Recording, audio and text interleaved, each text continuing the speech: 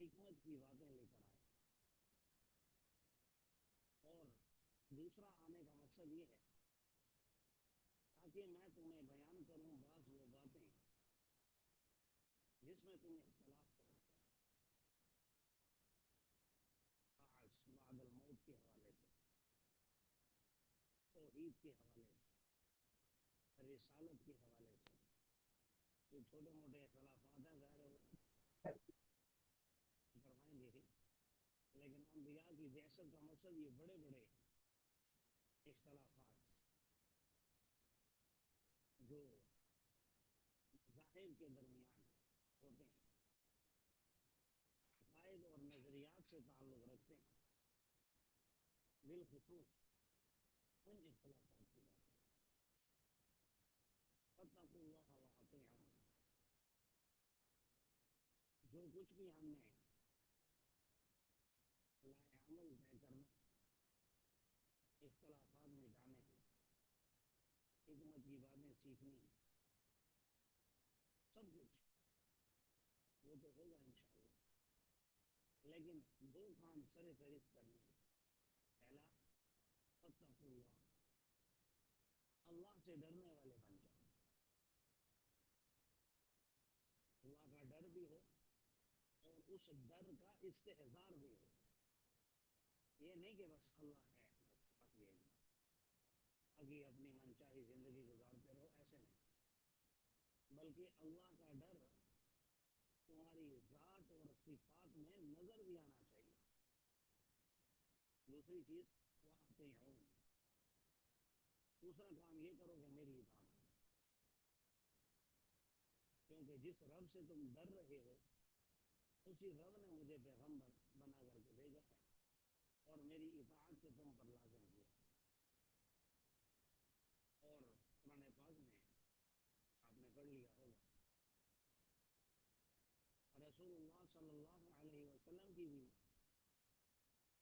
جہاں اطاعت کا حکم دیا، ما آتاکم الرسول فخذوه وما نهاکم عنہ، جو چیز تمہیں رسول دے لے لو، جس سے منع کرے اس سے باز آ جاؤ۔ تو وہاں پر اللہ تبارک و تعالیٰ نے ایک اور کلیہ بھی ذکر فرمایا ہے، قل ان کنتم تحبون اللہ فاتبعونی یحببکم اللہ، اگر تم یہ چاہتے ہو کہ تم اللہ سے محبت کرنے لگو اور اللہ تم سے محبت کرنے لگے، تو اس کا طریقہ کار یہ ہے فاتبعونی، میری اتباع کی۔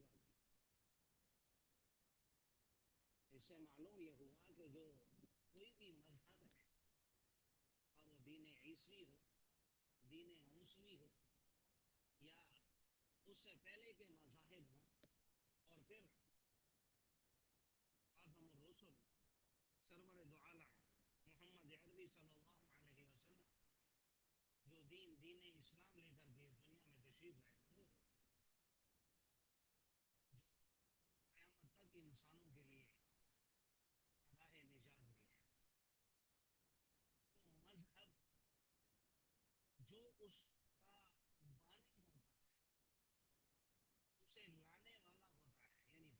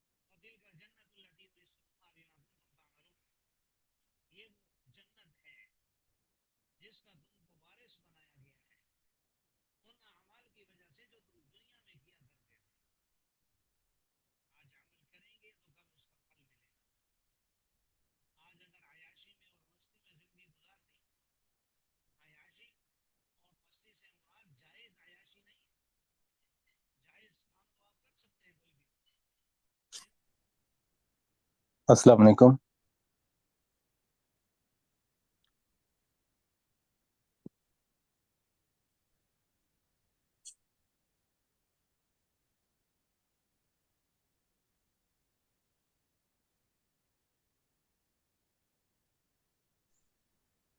جی وعلیکم السلام۔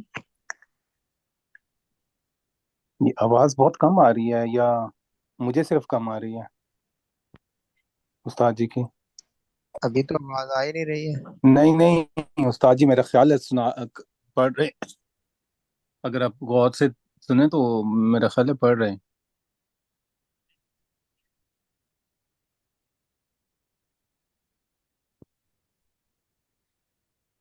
استاد جی آواز تو نہیں آ رہی ابھی۔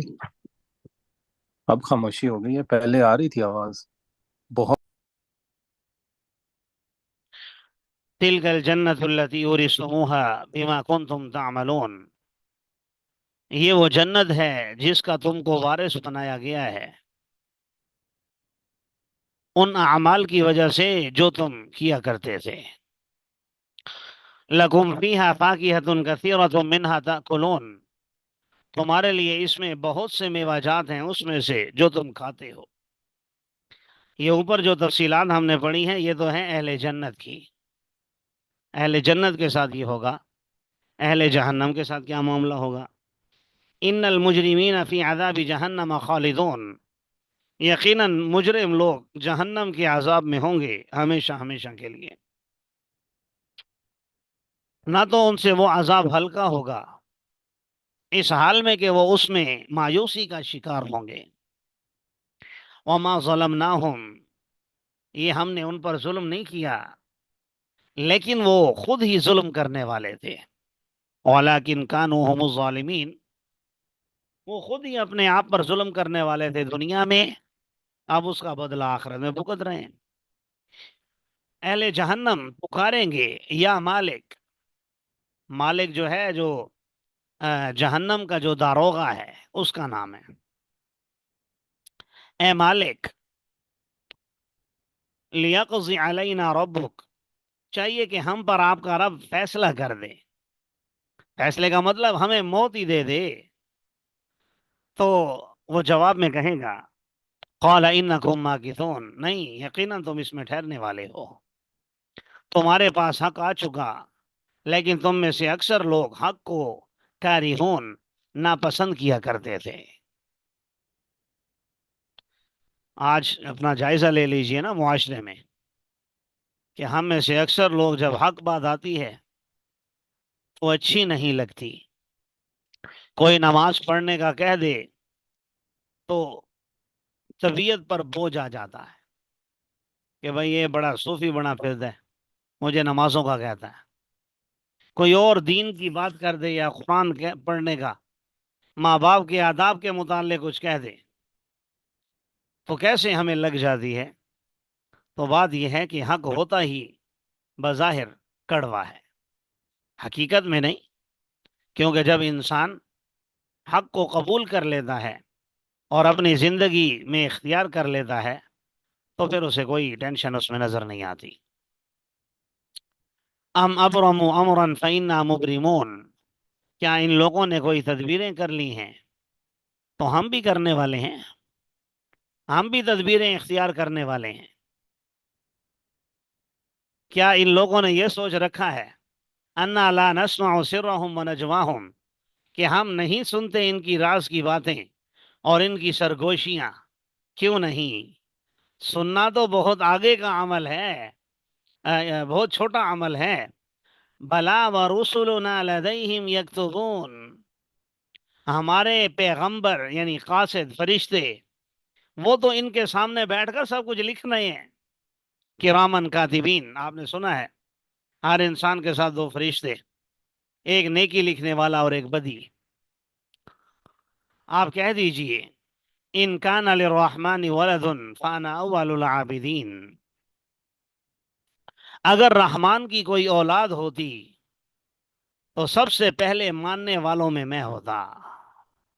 فانا اول العابدین، تو عبادت گزاروں میں سب سے پہلا میں ہوتا، یعنی ماننے والوں میں سب سے پہلے میں ہوتا. پیچھے آپ نے دیکھا حضرت عیسیٰ علیہ السلام کا تذکرہ ہوا تھا. تو عیسائی حضرت عیسیٰ علیہ السلام کو اللہ کا بیٹا مانتے تھے، اور مختلف قسم کے نظریات، بعض ان کو خدا ہی سمجھنے لگے تھے، بعض کہتے تھے کہ نہیں 2 خدا ہیں، بعض کہتے تھے نہیں 3 ہیں، حضرت مریم، حضرت عیسیٰ اور اللہ تعالیٰ مل کر. تو مختلف قسم کے عقائد و نظریات انہوں نے اپنائے ہوئے تھے. تو آپ صلی اللہ علیہ وسلم نے یہاں یہ جو فرمایا کہ اگر رحمان کی اولاد ہوتی تو سب سے پہلے ماننے والوں میں ہوتا. اس کو ہمارے ہاں علماء کی زبان میں کہتے ہیں تعلیق بالمحال. کسی چیز کو معلق کرنا محال یعنی امپاسبل، ناممکن چیز کے ساتھ، کہ اگر ایسا ہوتا تو پھر یوں ہوتا، لیکن چونکہ ایسا ہو ہی نہیں سکتا لہذا ہم بھی اس کا عقیدہ اور نظریہ نہیں رکھ سکتے. تو یہ کوئی اقرار نہیں ہے یا امکان کو بیان نہیں کیا جا رہا کہ رحمان کے لیے اولاد ممکن ہے، اگر ہوتی تو میں مانتا سب سے پہلے، یہ مطلب نہیں ہے، بلکہ رسول اللہ صلی اللہ علیہ وسلم کی زبان اقدس سے یہ جملہ کہلوایا گیا، اور یہ توحید پر سب سے بڑی دلیل ہے.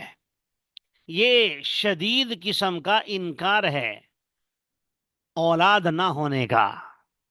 اللہ کے لم یلد ولم یولد ہونے پر یہ سب سے زیادہ مضبوط دلیل ہے کہ بھائی میں وجہ کائنات یعنی آپ صلی اللہ علیہ وسلم، اور میں جسے اللہ تبارک و تعالی نے اس کائنات میں سب سے آخر میں پیغمبر بنا کر کے بھیجا، اور میرے لیے اس پوری کائنات کو سجایا، اور مجھ سے پہلے حضرت آدم سے لے کر عیسیٰ بن مریم علیہ السلام تک پیغمبر بھیجے، اور آخر میں مجھے یعنی محمد عربی صلی اللہ علیہ وسلم کو اہل عرب میں پیغمبر بنا کر کے بھیجا. تو اگر میں اس چیز کا انکاری ہوں کہ اللہ کی اولاد نہیں ہے تو پھر اس کا مطلب نہیں ہے. سبحان رب السماوات والارض رب العرش عما یصفون، پاک ہے آسمانوں اور زمینوں کا رب ہے، عرش عظیم کا رب ہے. کس چیز سے پاک ہے؟ عما یصفون، ان باتوں سے جو وہ بیان کر رہے ہیں. آپ ان کو چھوڑ دیجئے، غور و خوض کرتے رہیں اور کھیل کود میں مصروف رہیں، حتیٰ کہ اپنے اس دن سے جا ملیں جن کا وہ وعدہ کیے گئے ہیں. یعنی عن قریب ان کو لگ پتہ جائے گا جب ان کا ٹائم آئے گا. وہی اللہ ہے، وہی الہ ہے آسمانوں میں اور وہی الہ ہے زمینوں میں. وہو الحکیم العلیم، وہ حکمت والا بھی ہے، علم والا بھی ہے، بابرکت ہے. بابرکت ہے وہ ذات جس کے قبضہ قدرت میں آسمان اور زمین کی بادشاہت ہے اور جو کچھ ان کے درمیان ہے، اور اسی کے پاس قیامت کا علم ہے، اور اسی کی طرف تم لوٹا دیے جاؤ گے. اور وہ معبودان باطلہ جن کو وہ پکارتے ہیں اللہ کو چھوڑ کر، وَلَا يَمْلِكُ الشَّفَاعَةَ، وہ تو سفارش کرنے کے مالک بھی نہیں ہیں. بھائی الہ ہونا تو بہت دور کی بات، اور خالق ہونا تو بہت آگے کی باتیں ہیں. اللہ کی برابری تو ناممکنات میں سے ہے. ان کی صرف سفارش مان لی جائے، ان کی بات کیا مان رکھ لیا جائے، یہ بھی بہت بڑی بات ہے. اللہ فرما رہے ہیں یہ تو سفارش کرنے کے اہل بھی نہیں ہے. ہاں الا من شہد بالحق، مگر وہ جو حق کے ساتھ گواہی دے گا. یہ استثناء اس لیے کر لیا کہ انبیاء ظاہر کریں گے، اللہ تبارک و تعالی جس کو اجازت دیں گے وہ کریں گے. یوم یقوم الروح والملائکۃ صفا لا يتکلمون الا من اذن له الرحمن، کہ قیامت کے دن تو جبرائیل امین اور سب فرشتے صف بستہ ہو کر کھڑے ہوں گے، ان میں سے کوئی بات بھی نہیں کر سکے گا جب تک اللہ اجازت نہ دے.